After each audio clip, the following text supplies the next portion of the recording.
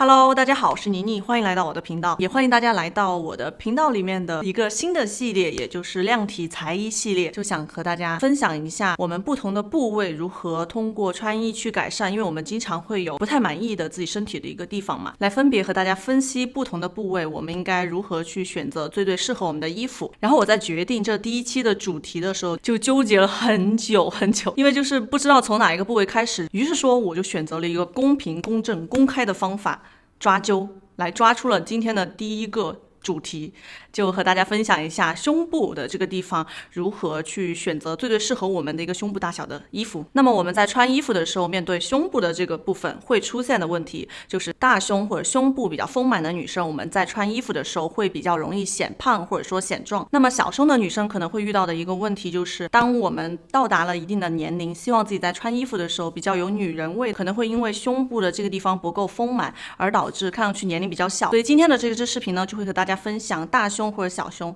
会如何去挑选衣服。最后还会有一个区块，就是疑难杂症解决区块，属于那种本身我们穿上去不好看的衣服，那么如何通过一些搭配来改变。那就让我们看今天视频吧。那么我们平时在穿衣服的时候，如何让我们的胸部可以忽大忽小呢？那么我自己看下来，其实并不是说如何去选择衣服啊之类的，最重要的一点是选对一件合适的内衣。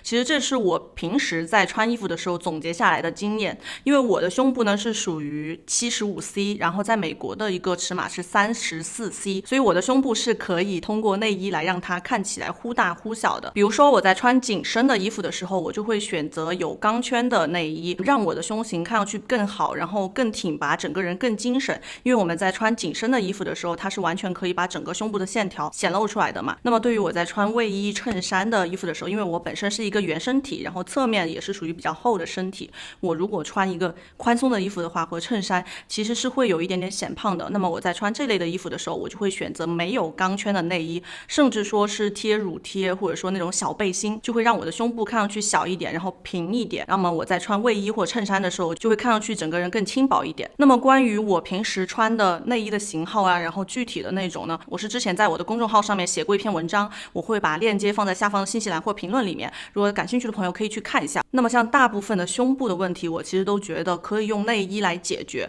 但是针对一些真的胸部比较小，或者说胸部真的非常丰满的女生来说，其实如果你去选择内衣的话，它可能就没有那么能够去改变。如果我们没有办法通过内衣来改善呢，那么我们如何去挑选到最适合自己的衣服呢？接下来进入下一个部分。那么我们在选择适合自己胸部大小的衣服的时候，要看的第一点就是属于胸部这一块的那件衣服的一个设计。因为一件衣服的设计放到不同的部位的时候，那个地方的设计它就可以起到说让你这个部位看上去更瘦或者更膨胀更大的一个效果。所以对于小胸的妹子来说，你就可以在选衣服的时候选择在胸部的位置有膨胀设计的衣服。那么针对大胸的朋友的话，就千万不要选择那种类型的设计了，因为就会让你的胸部看上去更加的膨胀。那么有哪些设计会让你的胸部看上去膨胀呢？我自己总结下来，第一点就是飞边，或者说一些小花边呀，然后这种飞边的设计。然后第二个呢就是皱褶，第三个呢就是一些膨胀的花纹或者颜色，第四个就是口袋，就是一系列能够凸显你胸部的那种类型的设计，都是不建议大胸的妹子穿的，但是如果小胸的朋友就可以去尝试一下。那么接下来我们在选择最适合自己胸部大小的衣服的时候，一定要看的第二点就是版型。那么我们为什么要看衣服的版型呢？就是因为我们在穿一件衣服的时候，比如说我现在穿的这件衣服，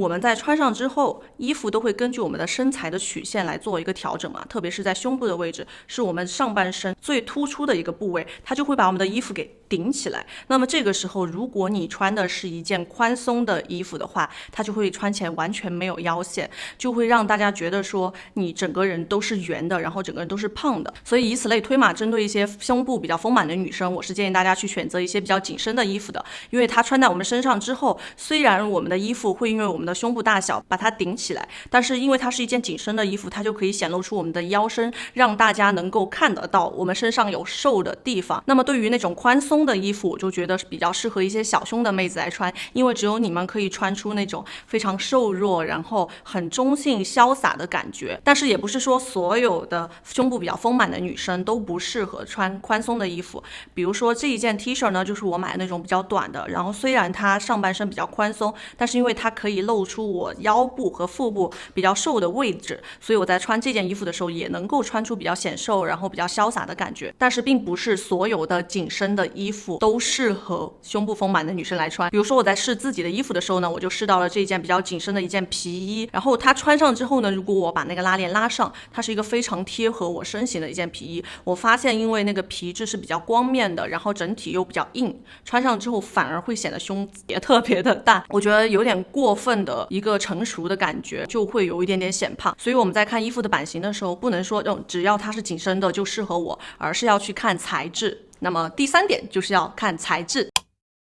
那么我自己的理解是，一件衣服的材质它决定了这件衣服穿在我们身上的一个感觉那么衣服的材质呢，我就不分得非常的细来跟大家讲了，因为目前衣服的材质真的特别多。我自己观察下来比较有用的一个区别的方法呢，就是判断这件材质的软硬程度。那么我来跟大家举两个例子。比如说这一件是一件那种比较常见的衬衫的一个材质，它就是属于棉质的，然后比较脆脆的。像这种类型的衬衫呢，虽然你会觉得它好像不是很硬的呀，不像皮质那么硬，但是它其实穿在我们身上，它是不会完全的跟随着我们自己的一个身体来走的嘛，因为它不会完全的搭在我们的身上，所以在我们穿着的过程中，它其实是会有一点点显胖的。那么另外一件呢，就是属于一件比较软的材质，它是真丝的，像面对真丝啊，或者说一些人造丝的那种很软的材质，我把它统称为软材质。就比如说这一件，大家可以看到它穿在身上的时候呢，就是完全搭下来的，而且很有垂坠度，然后穿在身上它会根据我们自己的一个身体的形状来改变这件衣服穿在你身上的感觉。所以说呢，胸部比较丰满的女生肯定就比较适合这种材质比较软的一些衣服。所以大家在试衣服的时候呢，就可以看一看这件衣服穿在你身上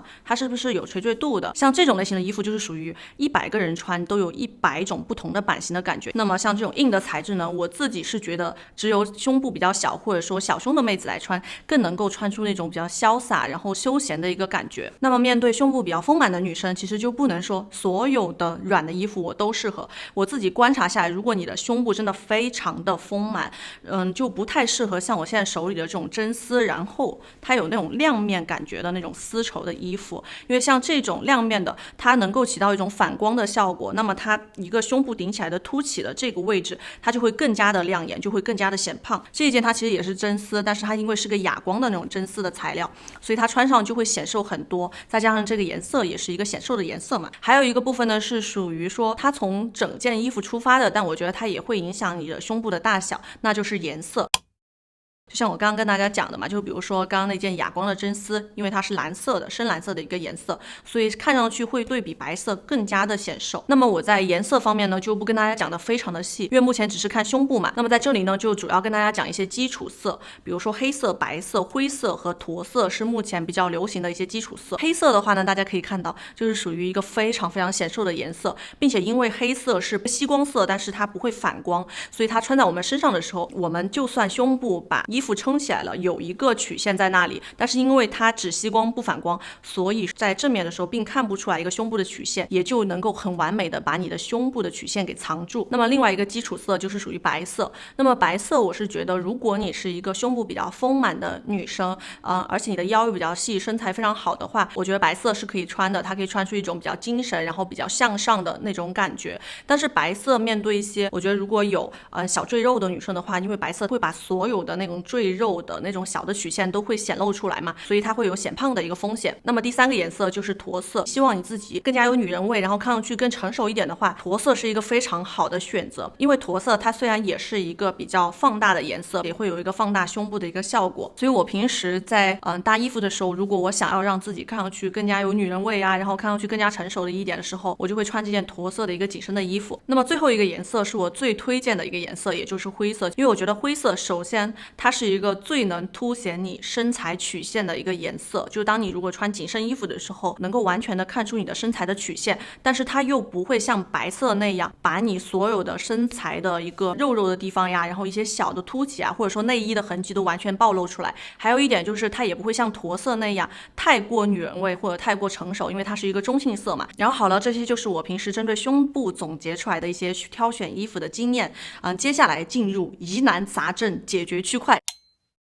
那么第一件疑难杂症呢，就是属于这种卫衣，因为卫衣是属于胸部比较丰满的女生在穿着的过程当中容易显胖的单品。那么我平时在选择卫衣的时候，首先第一点就是我不会选择像太空棉啊，然后那种很硬的一个卫衣的版型，我都会选择相对较软的。但是因为卫衣它本身版型的一个问题，它多多少少都会有自己的一个弧线，都会有一点点显胖的问题。那么针对这件卫衣我会如何去解决呢？那么第一个就是我会在里面增加一个内搭，来达到一种层次的体现。在单穿一件比较宽松的衣服的时候，因为大家看到你的时候，就是里面就是你的肉体，就是你的肉，所以说如果你的胸部把这件衣服都已经撑起来了，然后这件衣服又没有一个腰线的话，大家就会联想说啊，就整个都是你的身体撑起来的，就会显胖。但是如果我们在中间再加一层的话，就会让别人觉得说你的身体和这件衣服是分开的，就不一定是你的身体把这件衣服给撑起来的嘛。那么同时呢，尤其是我们在把袖子这样卷起来的时候，因为里面还会有一个内搭，能够凸显你手臂的一个细，从而来达到让别人觉得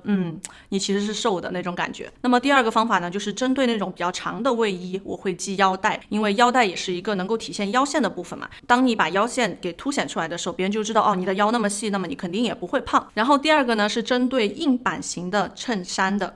因为也是属于那种丰满的女生比较容易遇到的一个问题。就比如说这件衬衫是我刚刚给大家讲的一个针对丰满的女生的一个反面例子嘛。那么像这种材质的衬衫也是目前真的非常常见的一种衬衫的一个材料，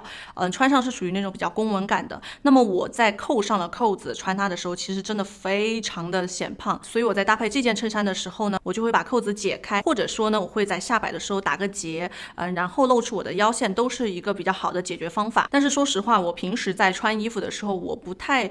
会去选择这种硬版型的衬衫，我几乎所有的衬衫都是属于那种非常软材质的，然后比较有垂坠度的，穿上呢才会有那种条比较顺，然后整个人比较瘦的感觉。那么第三个疑难杂症呢，就是我刚刚提到的那一件紧身的皮衣。其实我在穿那件皮衣的时候，我平时都是会把它敞开来穿的，并且如果说条件允许，或者说天气比较暖和的话，我还会在里面搭那种比较短款的衣服，然后能够露出腰部、腹部，然后整个人看上去更加的精神。那么我刚刚跟大家聊的一些疑难杂症，都是属于胸部比较丰满的女生会容易遇到的嘛。那么针对一些胸部比较小的女生会遇到的问题，我总结下来的第一点，那就是胸部比较小的女生可能在穿衣服的时候不太会穿得出那种成熟的女人味的感觉，但前提是你有喜欢那样的风格啊。那么我就可以和大家推荐几款衣服。那么第一款呢，就是属于那种有飞边的一个一字领的衣服，这个是我在想到小胸女生穿上最好看的衣服的时候，脑海里跳出来的第一款衣服，就是真的只有你们能够穿出那种少女的可爱的感觉，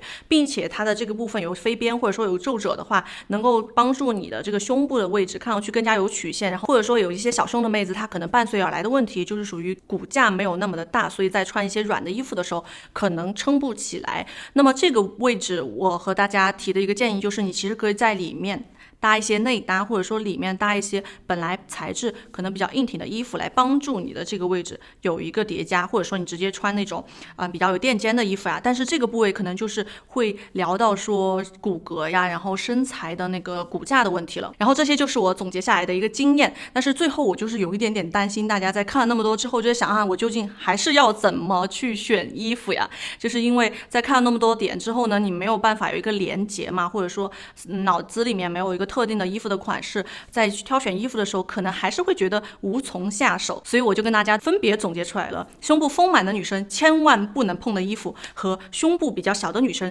千万不能碰的衣服。那么针对胸部比较丰满的女生，第一点千万不能碰的就是太空棉卫衣，尤其是那件卫衣上面还有那种卡哇伊的一个印花呀，然后一个米老鼠的头在那里啊，那种就千万不要碰。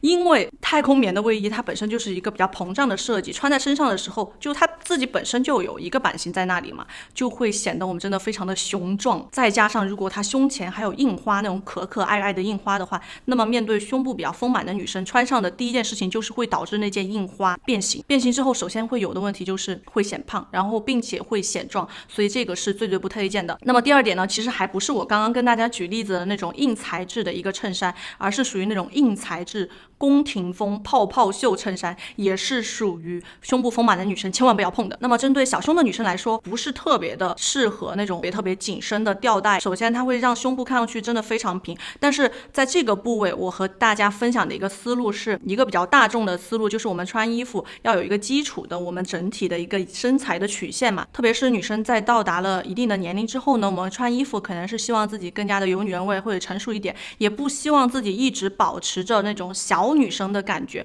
如果你真的不想要保持那样的感觉的话，我是不推荐你去选择一些非常紧身的衣服的，因为首先它没有办法给你一个空间让你去通过内衣去改善。因为我们在选择内衣的时候，就算你选择了有胸垫的内衣，那么它上半部分这个地方可能也会有那种空的一个情况嘛，如果穿紧身的衣服它是会暴露出来的，但如果你穿宽松的衣服，那件内衣就可以帮你把胸部的这个地方顶起来。然后这就是我今天想和大家分享的量体裁衣第一集，希望你们喜欢今天的一个新系列的一个开始。如果大家有任何想看的其他的疑难杂症呀，或者说其他的部位，都可以在下方给我留言，我会一个挨个的来做。以后呢，这个系列就会是我频道里面的一个固定的系列。那么希望你们喜欢今天的视频，如果大家喜欢今天的视频的话，也可以在下方帮我点个赞啊，谢谢大家。B 站的朋友也可以一键3连，大家也可以去关注我的微博、微信公众号和 Instagram。如果 YouTube 的朋友的话呢，也在关注的同时，也可以把小铃铛打开，这样以后我在更新的时候就会立马接到推送。那我们下支视频再见，拜拜。